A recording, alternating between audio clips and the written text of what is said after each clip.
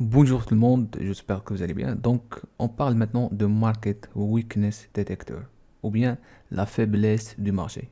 Maintenant, ce qu'il faut comprendre au niveau de la faiblesse du marché, ça arrive lorsque vous avez des absorptions, d'accord? C'est-à-dire lorsque vous avez les passifs absorbent les agressifs, ou bien le contraire. Donc, signal lorsque le flux d'ordre se réveille lors d'une hausse, tout simplement signe baissier. Lors, ou bien lorsque il s'affaiblit, lors d'une baisse, signal aussi.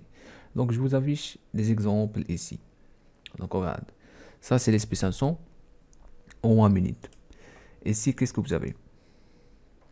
La flèche bleue. D'accord? Ça montre quoi? La faiblesse des vendeurs.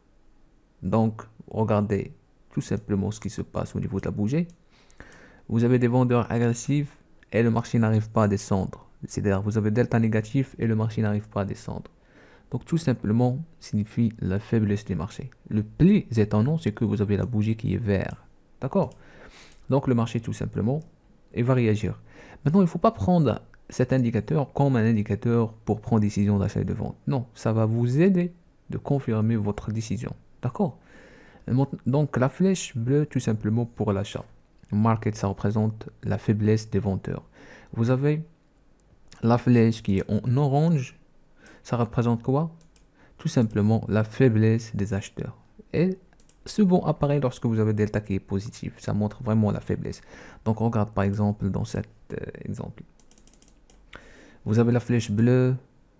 Ça montre vraiment la faiblesse des vendeurs. Delta qui est négatif, moins 30, moins 154. Vous avez encore la flèche bleue qui représente delta négatif, moins 9, min delta, moins 226. C'est-à-dire les vendeurs chargent, mais ils n'arrivent pas à descendre le prix.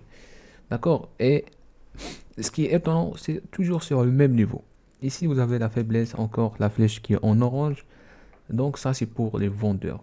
D'accord? Mais je répète toujours, c'est pas un signal évident pour vraiment directement prendre la décision d'achat et de vente. Mais toujours essayer de confirmer le maximum possible des confirmations.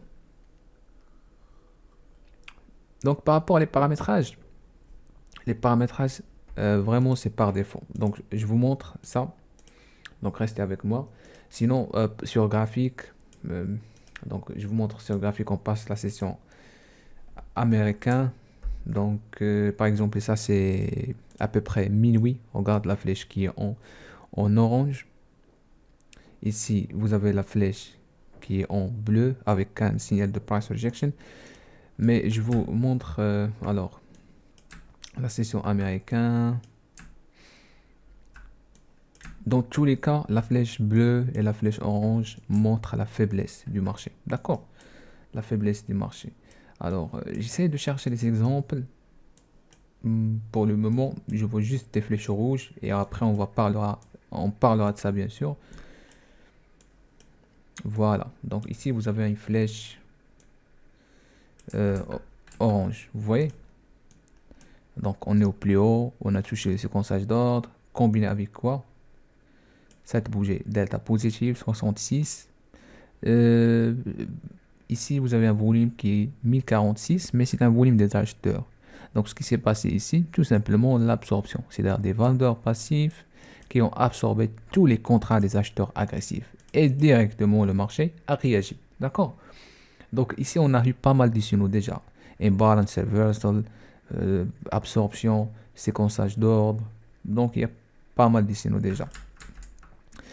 Donc, par rapport aux paramétrages, tout simplement, si vous faites indicateur et on passe directement à l'outil que j'utilise, vous allez voir. Donc, restez avec moi ici. Donc, on a déjà parlé de Market Sweep Detector. Vous allez le voir sur le playlist. Ici, maintenant, vous avez Market Weakness Detector. Donc, ici, vous avez 3. D'accord? Toujours essayez de cocher Enable Market Weakness. Comme ça, vous allez l'afficher. Ça, c'est pour le 16 de la flèche. Et par contre, 1 c'est par défaut, 3 aussi c'est par défaut. À part si vous voulez vraiment changer les couleurs. D'accord?